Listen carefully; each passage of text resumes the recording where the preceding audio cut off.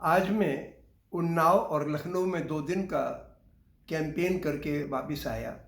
मैं अपने साथ 2000 फ्लायर ले गया था। 700 बांटे उन्नाव में और 1300 बांटे लखनऊ में। उन्नाव वो जगह है जहाँ पे आशा सिंह चुनाव लड़ रही हैं। ये उस लड़की की माँ है जिसके ऊपर जुल्म हुआ बेइंतहा 2018 में। उसके पिता को जेल में, थाने में इतना पीटा गया कि उसकी मौत हो गई। और बाद में इसकी चाची और उसकी बहन, इन दोनों, और ये लड़की भी गाड़ी में बैठी हुई थी। तो इस तरीके से एक्सीडेंट किया गया। अंदेशा है कि नेचुरल एक्सीडेंट नहीं था, पर्पजली किया गया ताकि ये मर जाए। लेकिन लड़की तो बच गई और बुरी तरह से जख्मी हो गई थी, बहुत रॉड वगैरह पड़ी हैं शरीर में। लेकिन उसकी चाची और उसकी बहन 2 मर गई थी। तो मैं चाह रहा था कि देख तो आऊँ इस लड़की को। प्रियंका गांधी ने इसके लिए लड़की हूँ, लड़ सकती हूँ, इस शिद्दत से खड़ा किया कि ये हौसला इसमें रहे। और लड़की में हौसला था, इस लेडी में हौसला था। खैर, लेकिन उससे तो मेरी मुलाकात बाद में हुई। उसके पहले मैं 500-700 पर्चे बांट चुका था, मुसलमान इलाकों में और हिंदू इलाकों में और मिक्स्ड कॉलोनीज में और बाज़ारों में। और मुझे सुकून मिला कि ज़्यादातर लोगों ने इस बात को, जब मैंने शुरू किया कि भाई ये सरकार को जिम्मेवार बनाने का पर्चा है, कई जगह कहा ये सरकार बदलने का पर्चा है, और कई जगह मैंने कहा कि ये अपने दिल की नफरत मिटाने और सरकार को नफरत से आज़ाद कराने का पर्चा है, आप पढ़ें। तमाम लोगों ने कहा कि आपने बहुत सही बात कही इन तीनों थीम पर। और एक जगह तो फिर उन्होंने कहा कि पर्चे में गज़ल देखी कि गज़ल का जरा सुना दीजिए। तो मैंने जब गज़ल गाई तो और तमाम लोग जमा हो गए। 2-3 जगह ऐसा किया, उनको अच्छा लगा। तो मुझे लग रहा है कि वहाँ पर वातावरण सरकार बदलने का है उन्नाव में। फिर बाद में हमारी जब इन लेडी से मुलाकात हुई, इनके 2 बेटियों से भी मेरी मुलाकात हुई और इनके साथ जो कैंपेन के लोग थे उनसे भी बातचीत हुई। वो बड़े खुले जहन के लोग हैं। मुझे बड़ा सुकून मिला कि उन्नाव में इस वक्त अभियान सरकार बदलने का है। और सरकार को सबक सिखाया ही जाना चाहिए, जिसने इस लड़की के ऊपर होने वाले जुल्म करने वालों को पे कार्रवाई करने में बहुत ही ढिलाई दी। और जिन लोगों ने इस लड़की के हक में आवाज़ उठाई उनको तंग किया गया। दूसरा, मैं जब लखनऊ में पर्चे बांट रहा था तो वहाँ के कई इलाकों में, कैसरबाग में, अमीनाबाद में, रकाबगंज में, तो मैंने तरह पे अपनी पे खुद ही पर्चे बांटे। और बाद में जब मैं उधर पहुँचा निशादगंज और महानगर के इलाके में, तो वहाँ की जो पूर्व वाइस चांसलर थी लखनऊ विश्वविद्यालय की, रूपरेखा वर्मा, वो भी सड़कों में बांटी पर्चे। कई लोगों ने उनको पहचान लिया क्योंकि वहाँ की हैं वो।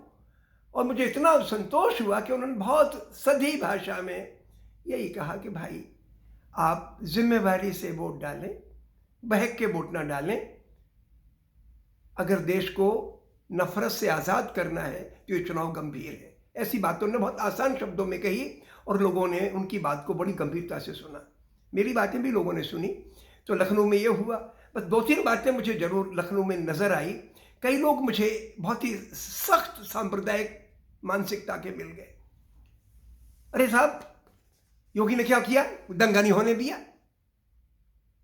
तो मैंने कहा कि दंगा नहीं होने दिया, लेकिन लिंचिंग तो हुई। बोले क्या सर पे बिठाने लोगों को?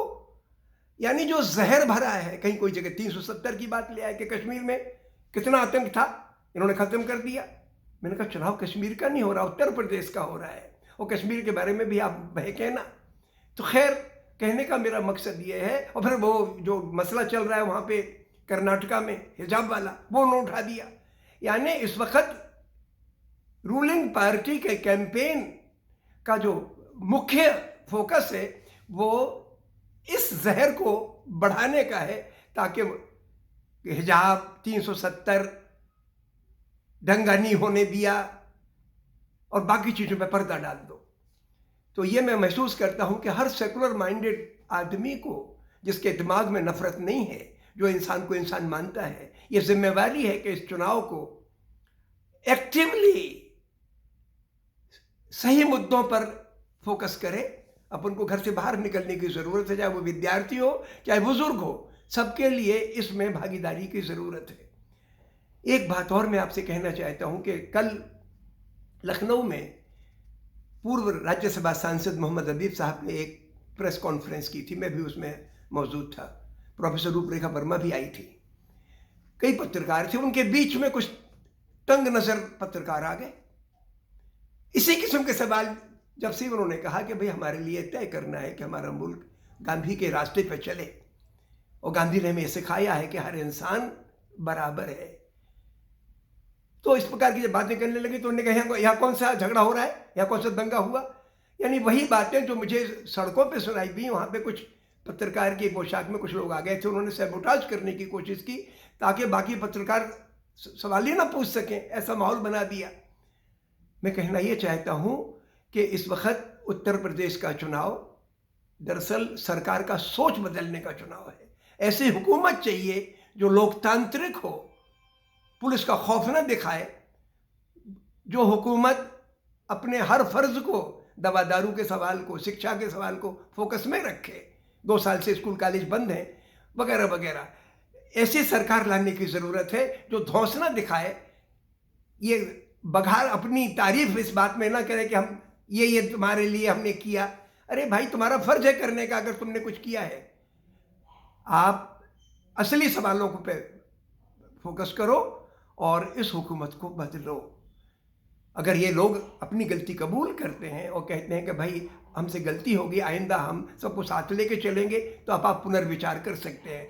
लेकिन जब तक ये ऐसा नहीं करते हैं, आपका फ़र्ज़ है कि आप हुकूमत को ज़िम्मेवार बनाने के एतबार से लोगों में जाएं और लोगों से बातचीत करें।